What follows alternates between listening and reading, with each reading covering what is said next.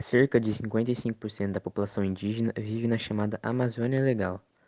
Essa região abrange os estados da Amazonas: Acre, Amapá, Pará, Rondônia, Roraima, Tocantins, Mato Grosso e a parte oeste do Maranhão. Como muitos já pensam, a maioria dos indígenas vive nas terras indígenas. As principais características da região onde vivem é com matas e florestas por volta, com rios e tudo para conseguirem sobreviver nas florestas. Amazonas e o Pará são estados mais ativos da região, em relação à economia. O Amazonas é destaque na extração de petróleo em terra de produção de gás, e o Pará é destaque na produção de grande parte de minério de ferro. Tamoios é a história de um massacre. Os portugueses apareciam nas aldeias tupinambás, seja do Rio de Janeiro ou de Angra dos Reis, oferecendo trocas, produtos, paz, não, vamos aqui negociar e tal, e atraíam os índios para uma emboscada para conseguir prendê-los e levar para serem escravos em São Vicente. História e características. História. Os índios tamoios habitavam uma extensão que ia do litoral norte do estado de São Paulo, Bertioga, até o Vale do Paraíba, região dos Lagos, no Rio de Janeiro. E esse território estava incluída a Bahia e Guanabara. Estima-se que a população dos tamoios chegava a 70 mil índios. Características. Os índios tamoios dominavam a pesca com arco e flecha e a caça, e as mulheres índias cuidavam de plantio. Os tamoios eram poligâmicos e aceitavam com naturalidade a homossexualidade. A Confederação dos Tamoios ocorreu entre 1554 e 1567, na época do Brasil colônia, faz que o país estava subordinado à metrópole de Portugal. O movimento é considerado um dos mais importantes exemplos de resistência indígena, sendo formado por diversos chefes do litoral paulista, sul-fluminenses e amerindios do grupo Tupinambá, envolvendo os Amorés, Tupiniquins e Timimnós. Quando os europeus vieram ao Brasil, eles buscavam formas de conquistar aliança e garantir a confiança dos povos originários. Uma das formas de criar laços e infiltrar nas ilhas para garantir a mão de obra era através do casamento. Pensando nisso, João Ramalho, amigo de Brás Cubas, governador da capitania de São Vicente, casou-se com uma indígena do grupo dos Guaranazes.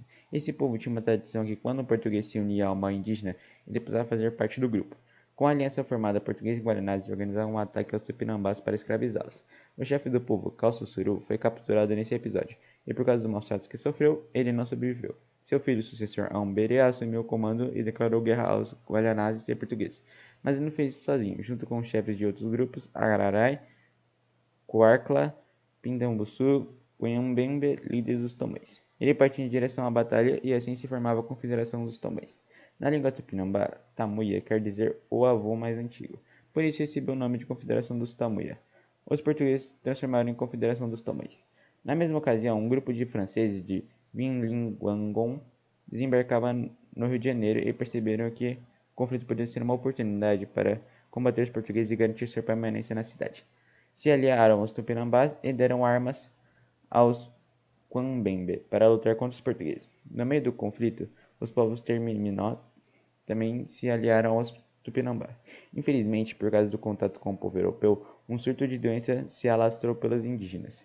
A epidemia matou centenas de indígenas, inclusive Cunhambembe. Mas Amberê, que havia tomado a liderança, deu continuidade ao conflito. Ambembe conseguiu mais uma aliança, agora com o líder Tirbliça, mas ele não contava com a traição que viria a seguir. O grupo Tirbliça se aliou aos portugueses e dizimou uma grande parte dos guaranazes.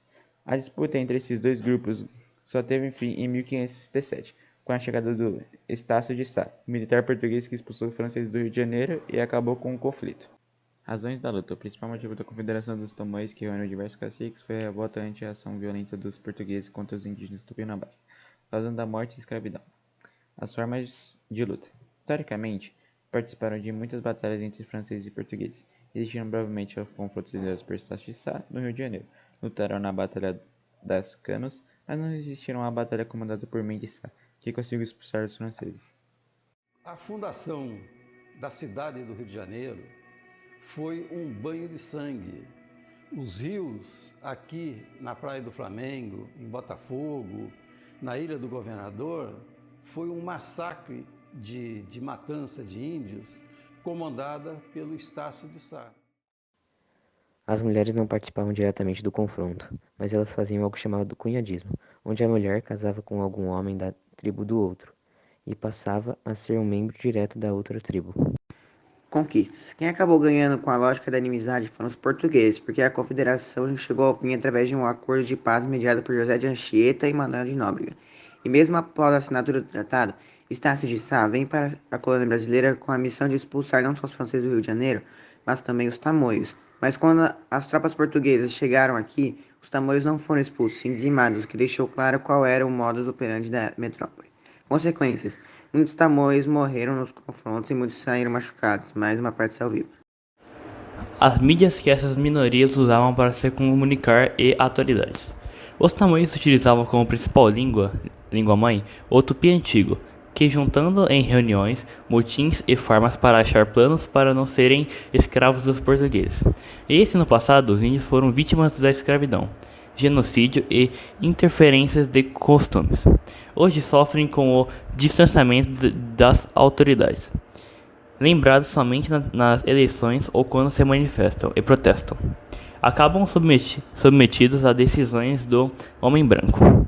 E, assim, muitos ainda resistem à importância territorial e tecnológica, tentando manter suas tradições.